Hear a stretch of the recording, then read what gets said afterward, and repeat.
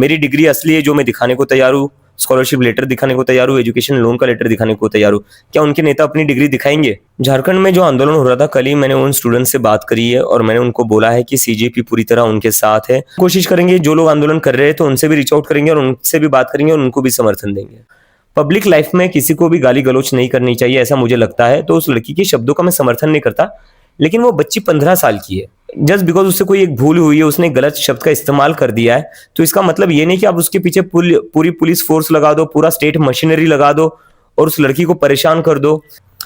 उस मीटिंग में हम एक तो सारे लोग डिस्कस करेंगे कि इस आंदोलन में जो जो चीज़ें हुई उस पर फीडबैक लेंगे हमारी टीम से और पता करेंगे कि कौन सी चीज़ें थी जो बेहतर हो सकती थी और आगे क्या क्या और बेहतर हो सकता है। उसके साथ ही हम अपना ऑर्गेनाइजेशन पूरे इंडिया में कैसे बढ़ा सकते हैं उस पर भी हमें फोकस करना पड़ेगा, क्योंकि इस आंदोलन में हमारे साथ पूरे देश से लोग जुड़े हुए हैं। तो उन सभी लोगों से बातचीत करके हम डिसाइड करेंगे कि हमारा सारे स्टेट्स में किस तरह का ऑर्गेनाइजेशन हो सकता है और उसके साथ ही आगे का हमारा रोड मैप क्या होना चाहिए उसके ऊपर डिस्कशन होगा। वो इसके लिए इंक्वायरी चाह रहे हैं कि मैंने यूएसए में जाकर पढ़ाई कैसे की। तो उनको मैं बस एक ही कहना चाहता हूँ कि मैं तो तैयार हूँ अपना स्कॉलरशिप का लेटर दिखाने, एजुकेशन लोन का लेटर दिखाने। क्या उनके नेता अपनी डिग्री दिखाएंगे? मेरी डिग्री असली है जो मैं दिखाने को तैयार हूँ, स्कॉलरशिप लेटर दिखाने को तैयार हूँ, एजुकेशन लोन का लेटर दिखाने को तैयार हूँ। क्या उनके नेता अपनी डिग्री दिखाएंगे? झारखंड में जो आंदोलन हो रहा था, कल ही मैंने उन स्टूडेंट से बात करी है और मैंने उनको बोला है कि सीजेपी पूरी तरह उनके साथ है। उनके आंदोलन को मजबूत करने के लिए, स्ट्रेंथन करने के लिए जो जो जरूरत होगी वो हेल्प करने को हम तैयार है और उसके साथ ही उनकी जो भी डिमांड्स रहेंगी उन सभी डिमांड्स का हम पूरी तरह सपोर्ट करते हैं। कोशिश करेंगे जो लोग आंदोलन कर रहे हैं तो उनसे भी रीच आउट करेंगे और उनसे भी बात करेंगे और उनको भी समर्थन देंगे। मैं मोदी जी से पूछना चाहता हूँ, उन्हें कल्चरल शॉक अभी लगा जब एक लड़की ने ऐसे शब्द इस्तेमाल किए? जब पूरा बीजेपी का आईटी सेल इतने साल से महिलाओं को, लड़कियों को ऑनलाइन गंदी गंदी गालियां दे रहा था, बलात्कार की धमकियां दे रहा था, तब मोदी जी को कल्चरल शॉक नहीं लगा? जो लोग बलात्कार की धमकियां देते थे वो अपने बायो में लिखते थे फॉलोड बाय पीएम मोदी, तब उनको कल्चरल शॉक नहीं लगा? और जब उनके खुद के नेता रमेश भिदुड़ी संसद में एक दूसरे मेंबर ऑफ पार्लियामेंट के लिए गाली गलौज करते तब उन्हें कल्चरल शॉक नहीं लगा? योगी आदित्यनाथ एक कैमरा पर्सन को गाली देते हैं एएनआई के, तब उनको कल्चरल शॉक नहीं लगा? जब नरेंद्र मोदी ने खुद 50 करोड़ की गर्लफ्रेंड ऐसा सेंटेंस यूज किया तब कल्चरल शॉक नहीं लगा? क्या चल रहा है? मतलब मैं समझता हूँ उस लड़की ने जो शब्द इस्तेमाल किए, मैं उसका समर्थन नहीं करता। पब्लिक लाइफ में किसी को भी गाली गलौच नहीं करनी चाहिए, ऐसा मुझे लगता है। तो उस लड़की के शब्दों का मैं समर्थन नहीं करता, लेकिन वो बच्ची 15 साल की है, उससे भूल हो गई होगी तो उसको आप समझाइए। जस्ट बिकॉज उससे कोई एक भूल हुई है, उसने गलत शब्द का इस्तेमाल कर दिया है, तो इसका मतलब ये नहीं कि आप उसके पीछे पूरी पुलिस फोर्स लगा दो, पूरा स्टेट मशीनरी लगा दो और उस लड़की को परेशान कर दो। हमारे देश में गाली देना क्रिमिनल ऑफेंस नहीं है। मॉरली, एथिकली वो सही है या गलत है उस पर आप बात कर सकते हो। मैं तो समर्थन नहीं करता हूँ गाली गलौज का, लेकिन क्रिमिनल ऑफेंस नहीं है, तो उस बच्ची को परेशान मत करिए। और आप जो रील बनाकर कह रहे हो कि मैं उस लड़की को माफ करता हूँ, तो पहले सर आप माफ करने से पहले माफी मांगिए। 20 तारीख को जो आपने लाठी चार्ज किया छोटी छोटी बच्चियों पर, 12-12 साल की लड़कियों का सर फोड़ा गया है, लड़कियों के कपड़े फाड़कर उनको पीटा गया है मेल पुलिस ऑफिसर्स द्वारा, कुछ लड़कियों के प्राइवेट पार्ट्स पर भी लाठियां चलाई है। पहले आप उसके लिए माफी मांगिए और उसके बाद आप माफ करने की बात करिए। तो इससे तो मैं पुलिस से पूछना चाहता हूं, अगर इतने 2700 आप कह रहे हो कि क्रिमिनल्स थे हमारे प्रोटेस्ट में, तो ये लोग खुलेआम घूम कैसे रहे थे? दिल्ली पुलिस क्या कर रही थी? इनको खुला किसने छोड़ा था? और दूसरी चीज, जिस जंतर मंतर पर मुझे बिना चेकिंग के अंदर नहीं जाने दिया जाता था, जिस जंतर मंतर पर बीबीसी के रिपोर्टर्स को बिना चेकिंग के अंदर नहीं जाने दिया जाता था, उस जंतर मंतर पर दिल्ली पुलिस ने ये 2700 क्रिमिनल्स को आने कैसे दिया? तो दिल्ली पुलिस पहले ये चीज क्लियर करे।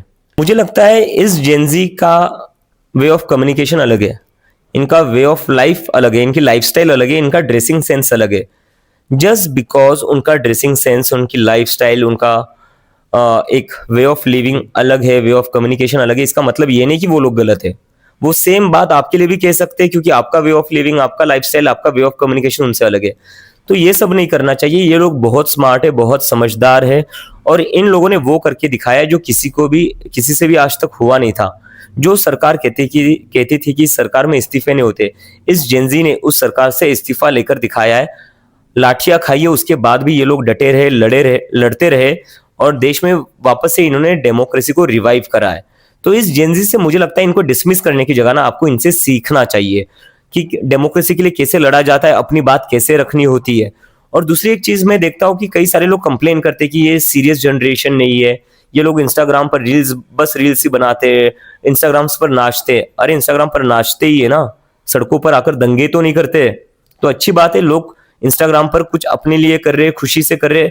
आपको जब कोई चीज कोई खुशी से करता है, अपनी हैप्पीनेस के लिए करता है, उससे आपको तकलीफ क्यों होती है?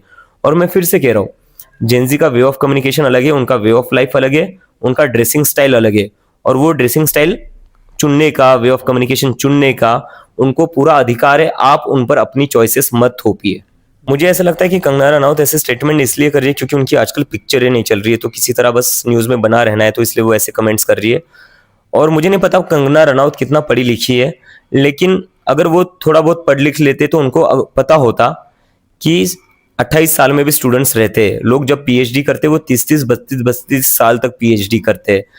लेकिन उनकी गलती नहीं है। अगर वो थोड़ा पढ़ लिख ली थी, वो अपने जिंदगी में ज्यादा पढ़ती, तो उन्हें समझ में आता। डॉक्टर बाबा साहेब अम्बेडकर ने इतनी सारी डिग्रियां ली थी, वो क्या उन्होंने 18-20 साल की उम्र में ली थी? वो उन्होंने भी काफी लंबे समय तक पढ़ाई की है।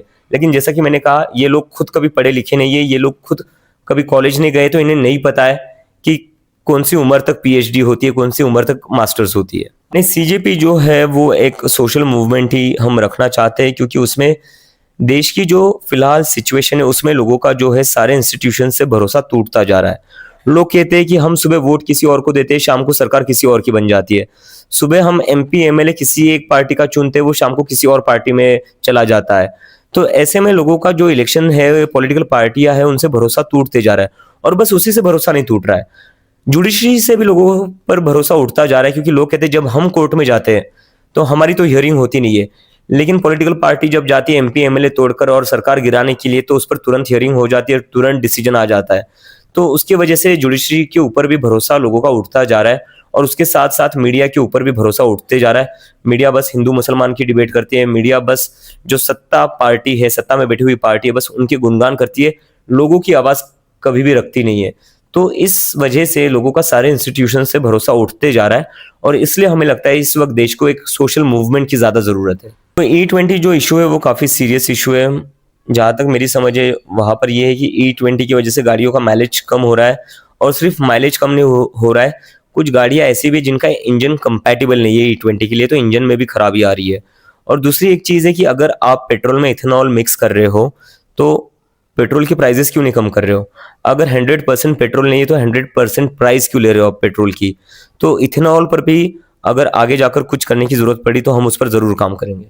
नहीं, अभी तो मैं फिलहाल सोच नहीं रहा हूँ, और मैंने मेरे घर वालों से भी बोला था कि जैसे मुझे इस्तीफे के लिए लंबा आंदोलन करना पड़ा, वैसे आपको शायद शादी के लिए भी लंबा आंदोलन करना पड़ेगा।